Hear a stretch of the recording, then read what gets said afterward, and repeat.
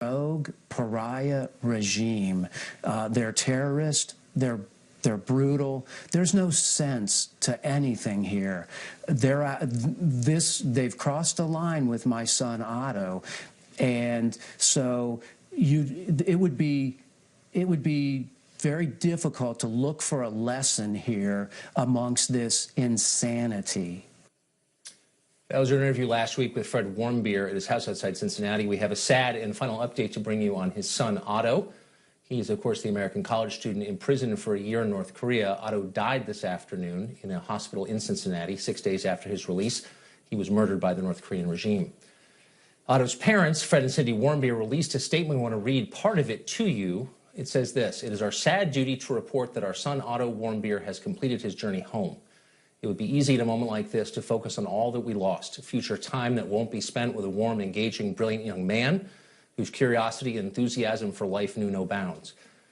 But we chose to focus on the time we were given to be with this remarkable person. When Otto returned to Cincinnati late on June 13th, he was unable to speak, unable to see, unable to react, to hear verbal commands. He looked very uncomfortable, almost anguished. Although we would never hear his voice again, within a day, the countenance of his face changed. He was at peace. He was home, and we believe he could sense that. We thank everyone around the world who has kept him and our family in their thoughts and prayers. We're at peace and at home, too." Heartbreaking. They are good people, the Warmbiers. You can hear it in their words. It's real, and we feel for them deeply tonight. Well, President Trump delivered a statement on Otto's death condemning the North Korean regime. Here's part of what he said. He spent a year and a half in North Korea. A lot of bad things happened, but at least we got him home to be with his parents. It's a brutal regime, and we'll be able to handle it. Otto may have died this year, but his arrest in North Korea happened in the final year of the last administration. His death was, to some extent, a failure of Obama's foreign policy, and it was not the only one.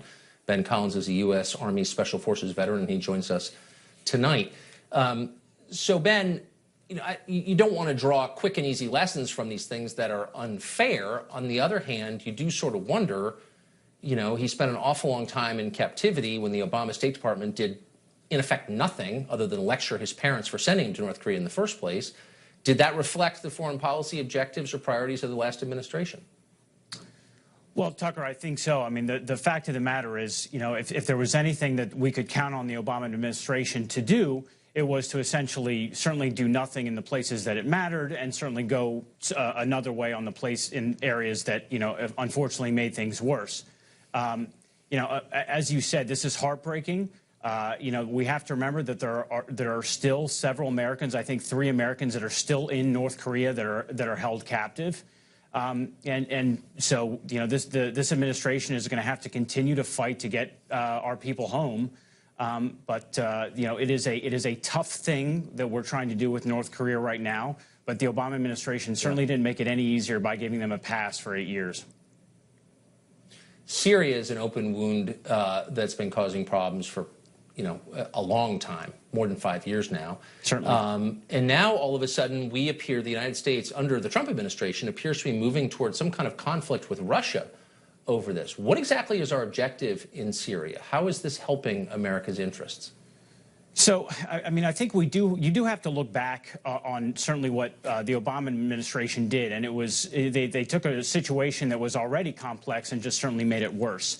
If you look at it, we first backed the Kurds in order to fight ISIS, and we were conducting, an air campaign. So we first backed the Kurds, but then essentially we were backing Saudi Arabia and what they were doing in Yemen, which irritated Iran. So we tried to appease Iran. We gave them a nuclear deal, which then ended up upsetting Israel. So then we just sold Israel a bunch of weapons as well.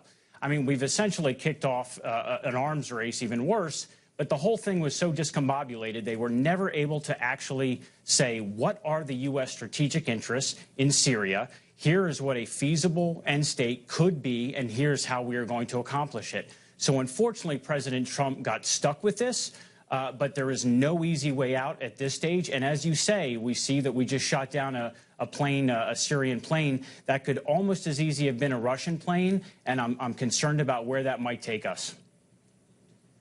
Yeah, there's an understatement of the evening. So let's just make it simple. I don't think anybody has confidence in the ability of any outside power, including ours, to construct a viable new government in Syria. So let's just start with our enemies. Who should we be most concerned about within the borders of Syria? Who's our primary enemy here? Well, so to me, there's long-term and there's short-term, Tucker. In short-term, it's the jihadist threat that exists. Because every day that they are allowed to have territory, every day that they are allowed to legally tax their people, they're allowed to legally sell, gray market oil and make money and push their ideology, we see more and more attacks, and they are able to recruit more and more people to their cause. That is the short-term threat right now. I do think that the long-term threat to our strategic capability is going to be Russia in that region. President Obama backed us away from that role as the region power. Russia has stepped in, and that very well could minimize our ability for, certainly from everything from energy. But the bottom line is all of that Obama administration policies, all of Hillary Clinton's policies effectively just made the region worse. It funneled all that migrant problem into Europe, and we've seen the consequences of that. So we've got a big problem on our hands right now, and I think President Trump has, he's doing the best he can with what he gave us or what he was left with so far. God, I'm more confused than I've ever been. Ben, thanks a lot for that. I appreciate it. Thanks, Tucker.